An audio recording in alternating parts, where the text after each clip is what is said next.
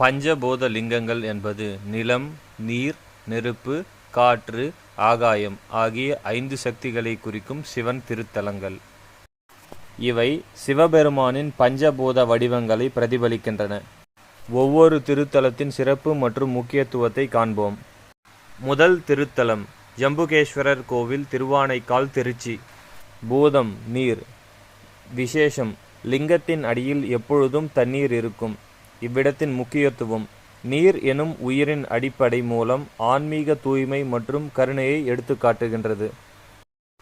இரண்டாம் திருத்தலம் பிருத்வி, அதாவது மண், ஏகாம்பரேஸ்வரர் கோவில், காஞ்சிபுரம். இவ்விடத்தின் விசேஷம்: லிங்கம் பூமியிலிருந்து உருவானது என்று நம்பப்படுகின்றது.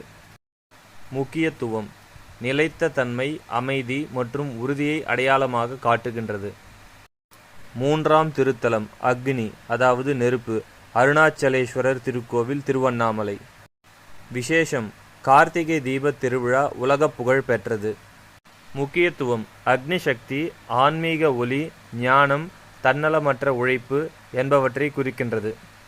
நான்காம் திருத்தலம் வாயு, அதாவது காற்று, கைலாசநாதர் திருக்கோயில், காளஹஸ்தி, ஆந்திரா. விசேஷம்: தீபம் அசையாமல் எப்பொழுதும் நடுங்குகின்றது, காற்றின் நிமித்தம்.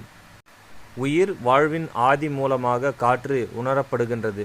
சுவாசம், பரிசுத்தம், ஆன்ம சிந்தனையை இது காட்டுகின்றது. ஐந்தாம் திருத்தலம் ஆகாயம், அதாவது விண், நடராஜர் திருக்கோயில், சிதம்பரம். நடராஜர் தாண்டவம் ஆடும் சிவன் உருவில் இருக்கின்றார்.